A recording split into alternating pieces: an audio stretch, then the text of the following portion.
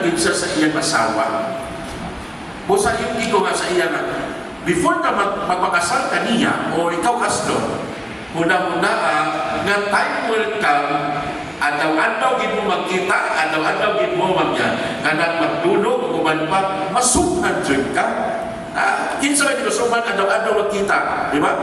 Masughan magaling na maguyab ra, nga talagsara, magkita, kamo pa baka nga nag-video na, nag-usa ka sa usa ka pamilya, no? Nag-usa ka sa balay, unsa na lang kaha.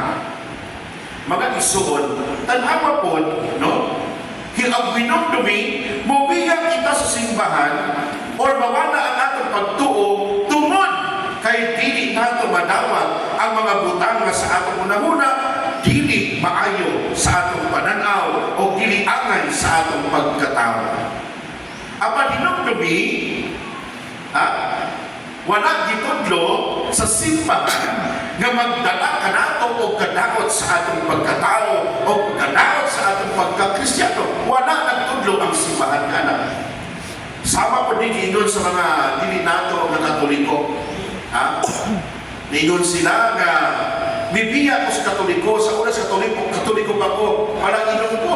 Hubog inom ko kasi yun ko kapangutana. Nagtudlo ba ang simbahan na mag-legal yung ka? Nagtudlo ba ang simbahan na maghubog-hubog ka o mag-inuma ka? Wala. Never nato nadungog ka na pagtulunan sa simbahan. Kundi mismo ang ikaw ang nagdesisyon na magpanahubog ka. Dili ang simbahan. No? Busa atagi, no? Kaya ito mga testimony sa mga converted to Protestant, no? Ingon sila, sa Katoliko pa ko panahubog, sa Katoliko pa ko gainom ko, sa Katoliko pa ko kanang sagurol ko. Kinsa ba ito di mo malugal ka?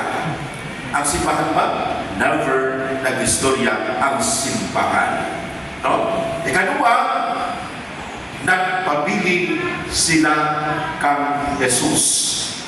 They stay with Jesus. No? Sa diyang bibulag, ang daghang mga tinunan ni Jesus, mga isuon, tungod kay dili nila madawat ang iyang ipamunog.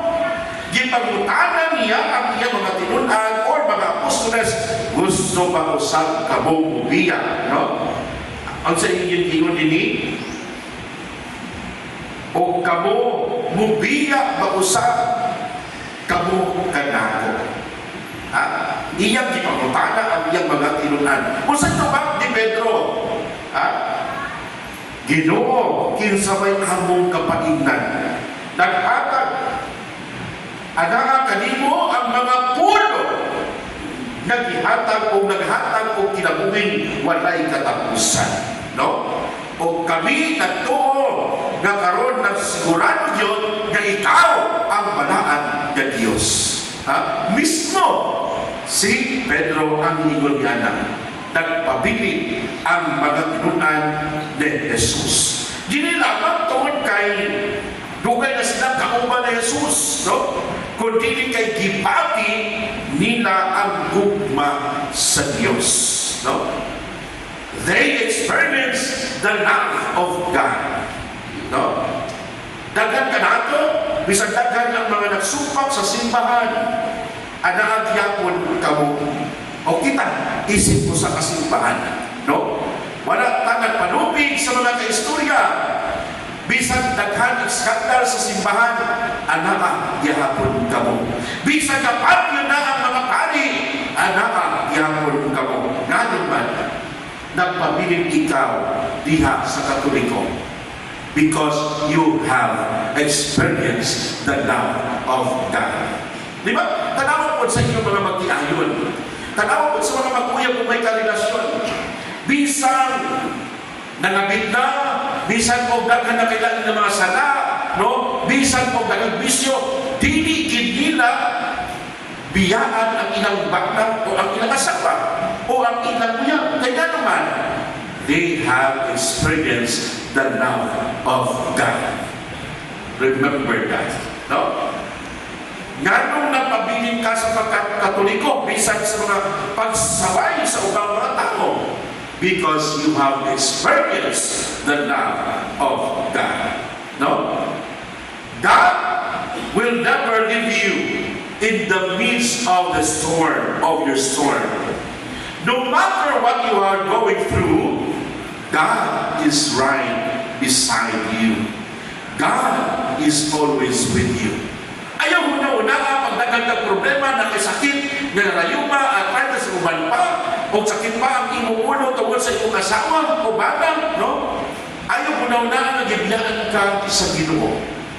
Remember, God is with us, and He will never leave us. Matthew chapter 28, verse 20, I will be with you until the end of time.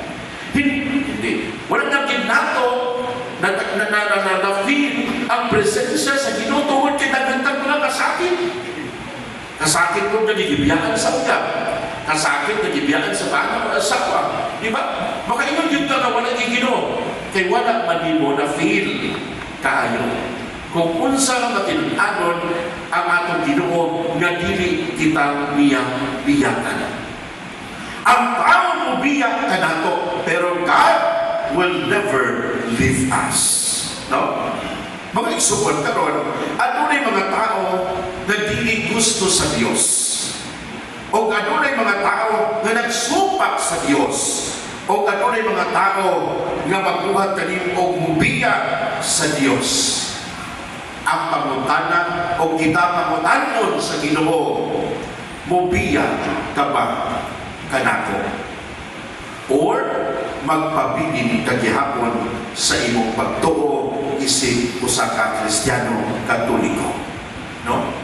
Usa ka ni kaauhang kanato o kanang encouragement. Kung naatay mga problema, mga sakit man, hindi pa nato maunilin, maulian, ayaw i-blame ang Ginoo. Mas maayo kayo na mag-ampo kita kaniya. Na kita na mahulian. No? Dili kay mura na nag-isumpa ni mong Ginoo, Lord, asa ka sa diyang nangilangan ko kanimo. Wa nang mo nabati ang iyang presensya. Kay tungkol sa imong kasakit na imong nabatian, diha sa imong isip ka, sa imong kaugalingon. Di ba? So malagod, nabay na ingon nga sa karahan, maingon din sila nga, Lord, tibiyaan ko nimo. Nagsakit ko, sige ko mag-ampo, sige ko simba, pero sa dihan, nagsakit ko, nako'y sakit ka, cancer, ang sabang ka. Wala nang nato na ma-feel ang iyang presensya kay nagsakit ta. Pero kung ato punahon na adiha ang Ginoo, wala na ginato na bati kayo. Nabaw na kato ng sakitan kay gibiyaan sa uyang o mag-partner. Di ba?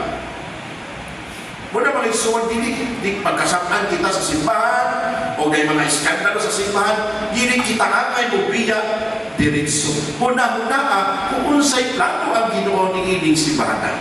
Kung unsay plano ang Ginoo sa akong kaugalingon na napintuhan ang akong pagtuo sa simbahan Katoliko. Bubiya ka ba? No, ayaw pagbiya. Kay wala nain na gitukod ni Kristo nga simbahan ang Kristiyano Katoliko Apostolika Romana. Ang pangutana mga isuon, bubiya ka ba or magpabilin diha kang Kristo?